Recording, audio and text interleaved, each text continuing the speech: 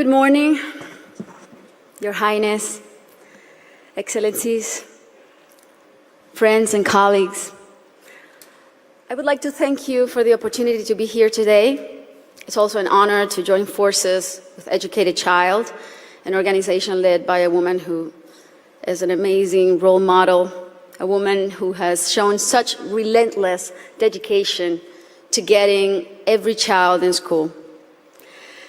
This is such an exciting day for us because it marks the beginning of a new era in my home country, Colombia. Most of you may know me as an artist, as an entertainer, and that's indeed my calling and what I've been doing since I was 13 years old. But I never would have imagined when I started out that my work as an artist would end up being the vehicle for me to serve my greater purpose in life of working towards eradicating poverty through the power of education. As a Colombian citizen, inequality is a concept that sadly one becomes very familiar with at a very young age. It's a country like many others in Latin America where a few have a lot have almost nothing, and where if you're born poor, you will almost certainly die poor, and where people don't access equal opportunities. And because of that, generation after generation after generation live trapped in the same vicious cycle fed by prejudice and inaction. Growing up in my country when I was around 8 years old, I remember I saw kids my age who, instead of being in school, were already working in the streets, were barefoot in the park, kids like me, whose reality was completely different than mine, only because of the circumstances into which they were born. It was really hard for me to accept that something so unjust didn't have a solution. There had to be something that could be done. So I often asked myself why the adults around me were so resigned to the fact that these kids, who were just like me, or even their own children, were living in a parallel reality so different and so cruel. As Kofi Annan put it, poverty is intolerable in a world of plenty. So as soon as I had some success, the first thing I wanted to do was to invest as many resources as I could into what later would become the most meaningful project of my life, working for children. So I set out to find a team of people who dreamed big and worked hard and thought like me to help me right the wrongs that I had witnessed throughout my entire childhood. And that's when our foundation, the Barefoot Foundation, Pies Descalzos Foundation, was born. I knew, and I was only 18 years old then, but I knew that I wanted to focus on children and improving their lives, but I didn't know where to start. So I really felt that I needed to learn what the roots of inequality and low social mobility were. So I decided to study the reasons why children were working in the streets, or why some children were being recruited by the violent organizations like the paramilitary or the guerrillas.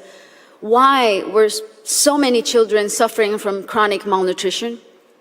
And I realized that most of the issues that children face in my country had and have a common denominator: the lack of access to quality education. To me, it became crystal clear that education was the surest way to give all of these kids the best fighting chance of improving their circumstances in life, because education is the great equalizer. When I started building schools in Colombia, we chose the most remote areas where there was literally nothing, no infrastructure, no paved roads, no electricity, no potable water. And we decided to build in those places, but not only build schools, but state-of-the-art schools. Schools with comprehensive models that included ECD programs, school feeding programs, parent and teacher training. And another very important part is we decided to engage the government as a strategic partner and made it nearly impossible for them to say no to doing their part by showing them results through our holistic model that really proved to work.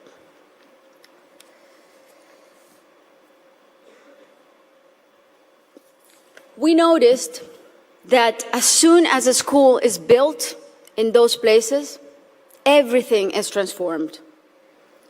The improvements to the infrastructure were jaw-dropping. Electricity, potable water were made available, made accessible. Roads were paved. Malnutrition plummeted. But the best part of all is the academic results. The kids really responded academically. And now those kids who could have been recruited by the guerrillas or paramilitaries, or that could have had a completely different outcomes for their lives, they're now on their way to the university and thriving in their communities. Some of them are athletes, some of them are professionals.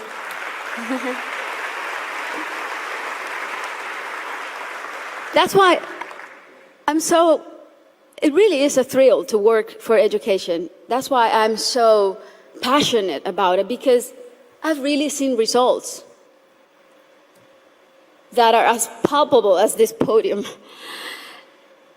And seeing all these success stories that have a name and a last name has been one of the most rewarding things I've done in my lifetime, even more so than winning Grammys, I think.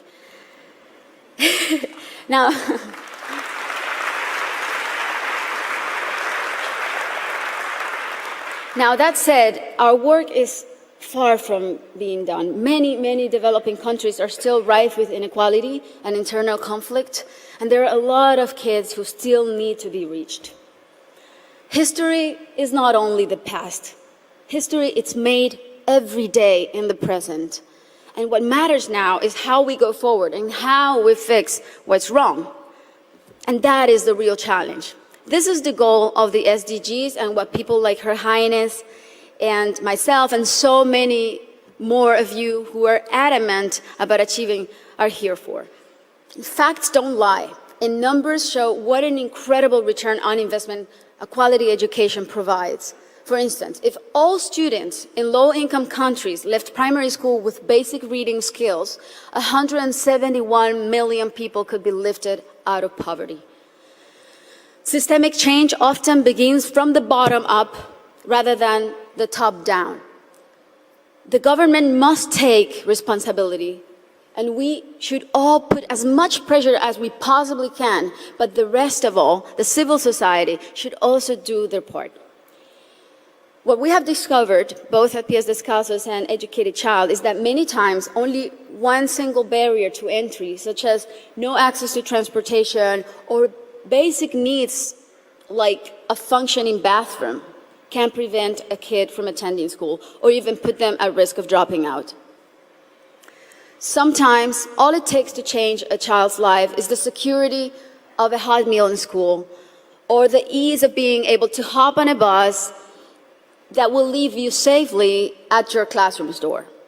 It's as simple as that. And these are simple interventions, and they don't cost a lot. The biggest effort really is in mapping the communities, in going door to door, searching for the out-of-school children, talking to the parents, talking to their families. Giving a name and putting a story behind these children is the first step to start rewriting their story.